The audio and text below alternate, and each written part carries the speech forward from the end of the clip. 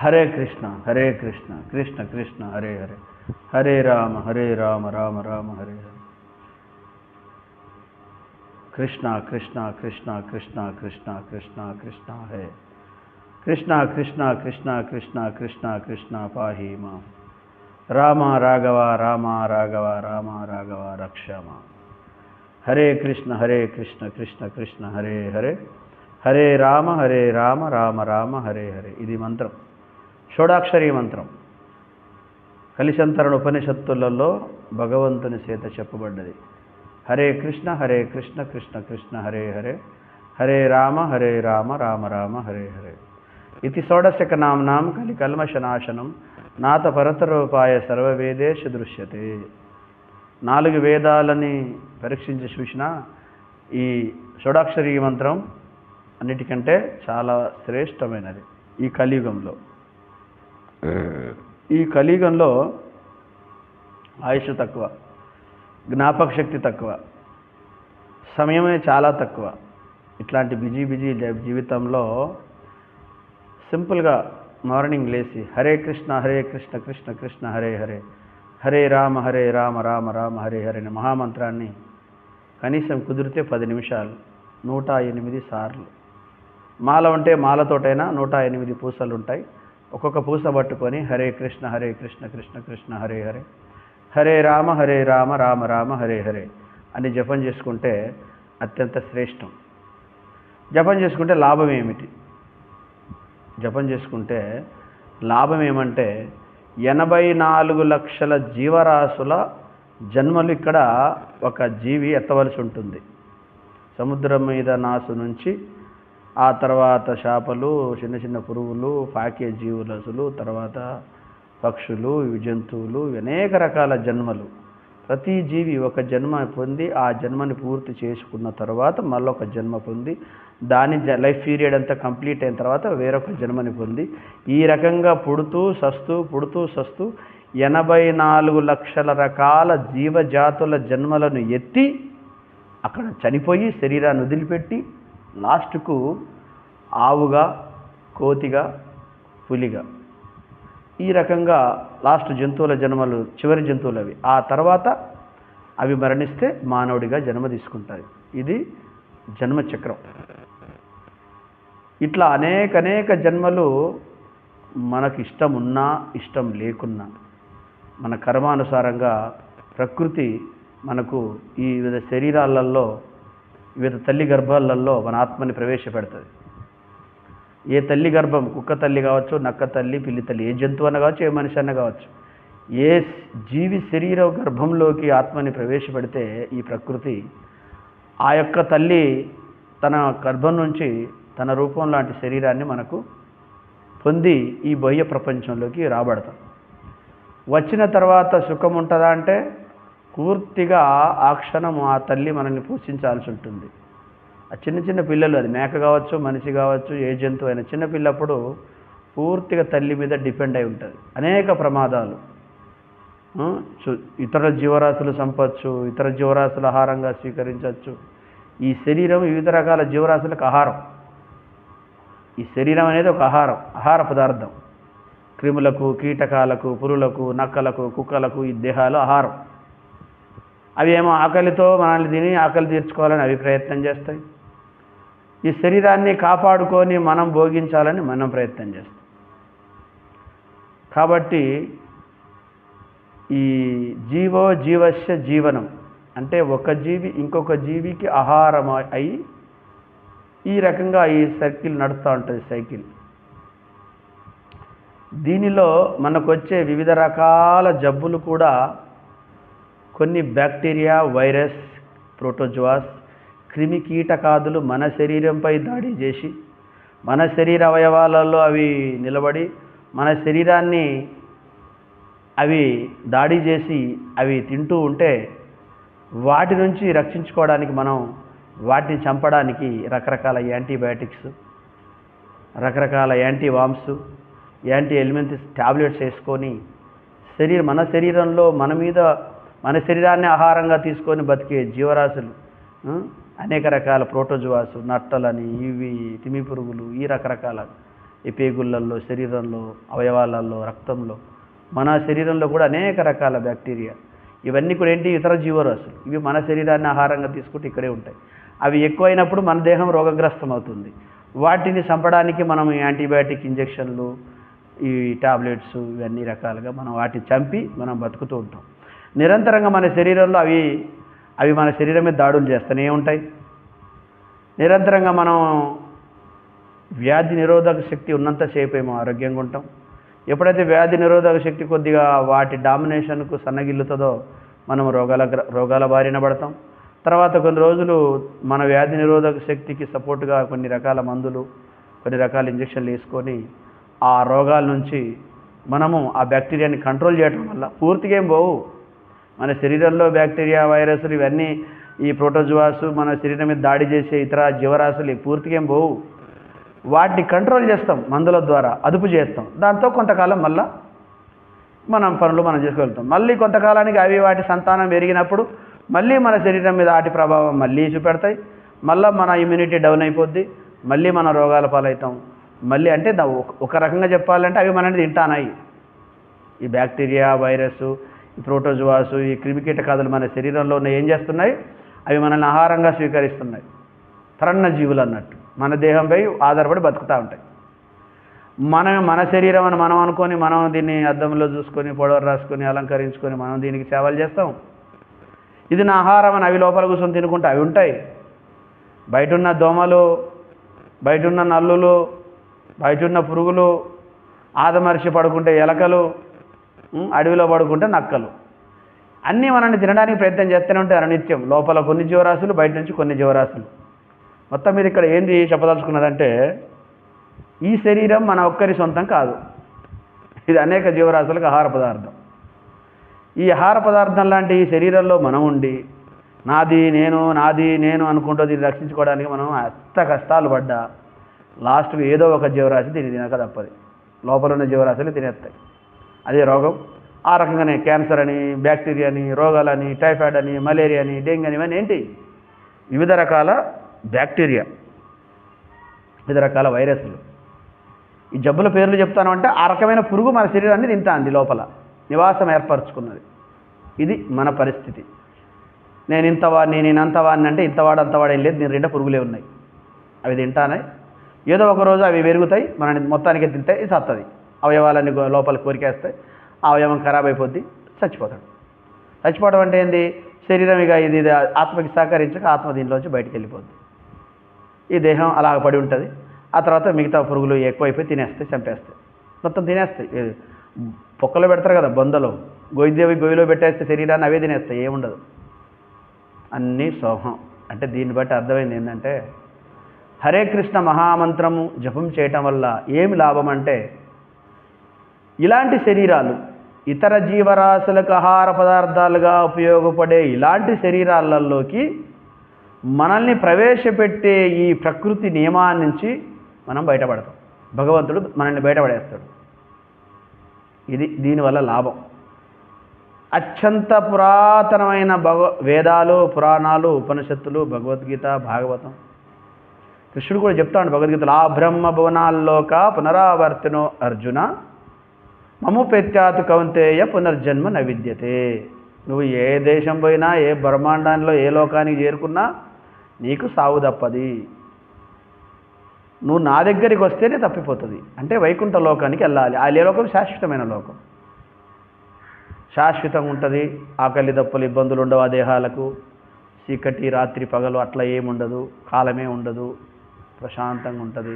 ఎప్పుడు పగలే, ఎప్పుడు చైతన్యయుక్తంగానే జీవరాశులు జీవిస్తూ ఉంటారు, భగవంతుని సేవ చేస్తూ ఉంటారు. ఆ వైకుంఠం అనేది ఒక స్పెషల్ లోకం, అది భగవంతుడే రాజ్యం. కొన్ని మత గ్రంథాలు దాన్ని పరలోకం అంటాను, ఇక ఎవరికి తెలిసినంతలో దాని యొక్క పేర్లు చెప్తున్నారు. కానీ రియల్గా దాని పేరు వైకుంఠం. గోలోక బృందావనం దాని పైభాగంలో ఉంటుంది. శ్రీకృష్ణుడు ఉండే ప్లేస్ అది గోలోక బృందావనం.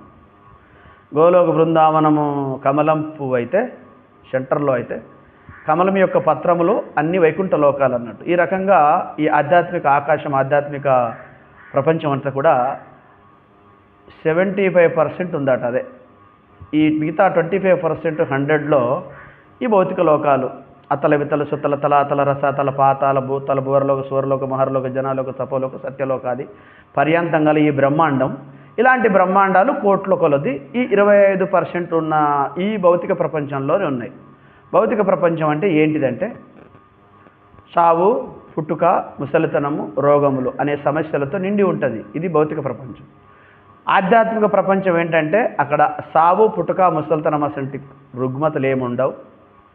ఆత్మ భగవంతుని యొక్క పార్షాదుడిగా, భగవంతుని యొక్క సేవకుడుగా అక్కడ ఉంటాడు. ఆధ్యాత్మిక శరీరం పొందుతాడు. భగవంతుని దయ వల్ల ఇదంతా సాధ్యమవుతుంది. ఇది జీవుడి యొక్క గొప్పతనం కాదు, ఇది ఓన్లీ భగవంతుని దయ. ఆ ప్రపంచంలోకి జీవి ప్రవేశించడం, ఆ సౌభాగ్యము, సేవా సౌభాగ్యం, భగవంతుని సేవా సౌభాగ్యాన్ని పొందడం అనేది ఓన్లీ కృష్ణుని దయ. కృష్ణుడు తాను కోరుకుంటే ఆ ప్రపంచానికి ఈ జీవుణ్ణి తీసుకెళ్ళగలుగుతాడు. మరి కృష్ణుడు మనల్ని తీసుకుపోయే విధంగా, కృష్ణుడు మనల్ని కోరుకుని అక్కడికి తీసుకుపోయే విధంగా, ఆయన మెచ్చే విధంగా మనం ఇక్కడ జీవించాలి. ఆయన ఏం చెప్పిండు భగవద్గీతలో? ఆయన నామాన్ని జపించమన్నాడు. మన్మనాభవ మద్భక్తో మధ్య జీమాం నమస్కురు. ఆయన నామాన్ని మనసులో స్మరించమన్నాడు. ఆయననే దర్శించమన్నాడు. ఆయననే సేవించమన్నాడు. పత్రం పుష్పం ఫలం తోయం యోమే భక్త ప్రయచ్చతి. ఆయనకు ప్రసాద నివేదన చేయమన్నాడు.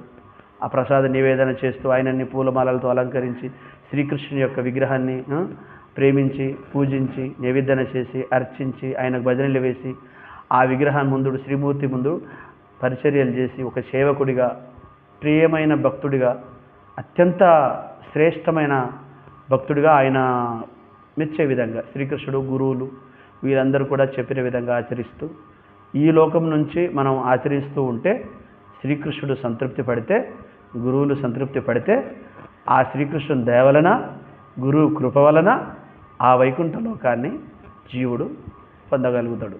దీనికి ఇదే మార్గం. దీనికి ప్రాథమికంగా చేయాల్సిన పని ఏంటిది? హరే కృష్ణ కృష్ణ కృష్ణ హరే హరే, హరే రామ రామ రామ హరే హరే. ఈ మంత్రాన్ని నిరంతరం జపం చేసుకుంటూ ఈ ప్రపంచంలో ఉండాలి. నిరంతరం కూర్చున్నా, నిలబడ్డా, పడుకున్నా ఎప్పుడు మనసులో హరే కృష్ణ మహామంత్రమే. కలియుగంలో అది ధర్మం.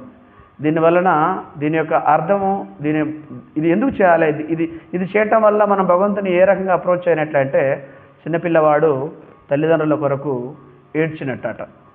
పెద్దలు, గురువులు, శాస్త్రాలు చెప్తున్నాయి. ఎట్లా అంటే చిన్నపిల్లవాడు తాను ఏడిస్తే తల్లి పోయి ఎత్తుకుంటుంది. ఏడవలేదనుకో తల్లి తన పని తాను చేసుకుంటుంది, పిల్లవాడు ఆడుకుంటాండలే అని. ఆ రకంగా వైకుంఠంలో మన తల్లిదండ్రులు ఉన్నారు, రాధాకృష్ణులు.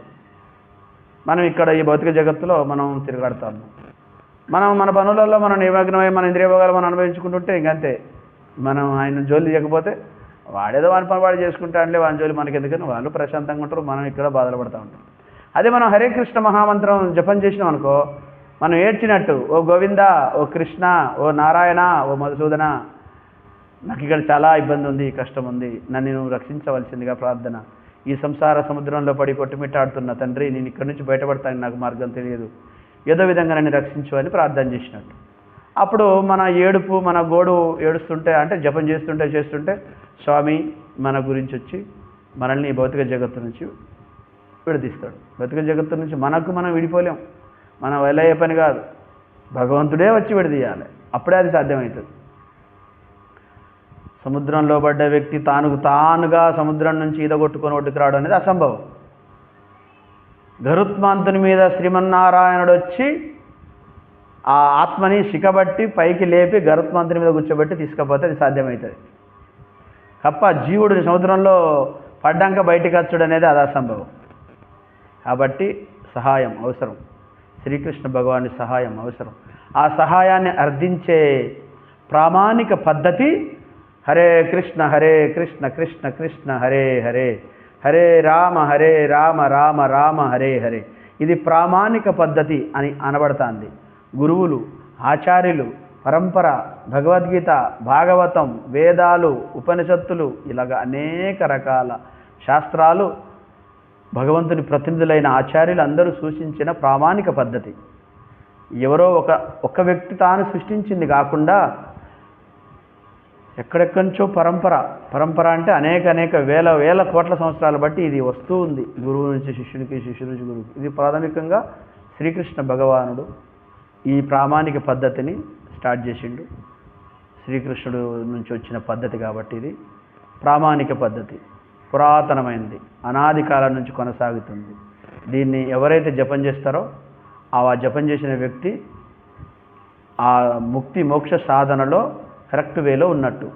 సరే, ఈ జన్మ కాకపోయినా భగవంతుని పరిపూర్ణంగా మనం చేసుకుంటూ పోతే ఇంకొక జన్మలోనైనా భగవంతుడు ఈ భక్తి మార్గంలో ఇంకా మనం ఎదిగే అవకాశాన్ని కలిగిస్తూ ఉంటాడు. ఆ మాట ఆయన కూడా చెప్పిండు కృష్ణుడు భగవద్గీతలో. ఈ జన్మలో సాధన చేసిన వ్యక్తి, అర్జునుడు అడుగుతాడు, కృష్ణ ఈ జన్మలో కొంతవరకు భక్తియుక్త జీవితంలో సాధన చేసి పూర్ణత్వం పొందకుండా గనక మరణించినట్లయితే ఆని పరిస్థితి ఏమిటి అని అడిగితే కృష్ణుడు చెప్తాడు, అతను రెండో జన్మలో ధనవంతుని ఇళ్లలో కానీ భక్తుని ఇళ్లలో కానీ మరలా భక్తిని చక్కగా కొనసాగించుకొని చేసే విధంగా అవకాశాన్ని కల్పించే జన్మలోకి నేను పంపిస్తాను. ఆ తర్వాత ఇంకా అది సులభతరం అవుతుంది భక్తి చేసుకోవటం. ఆ తర్వాత ఆ జన్మతోటి మోక్షాన్ని పొందే అర్హతని సాధిస్తాడు. అంటే ఎగ్జాంపుల్ 100 మార్కులకు పాస్ అనుకో ఒక ఎగ్జామ్.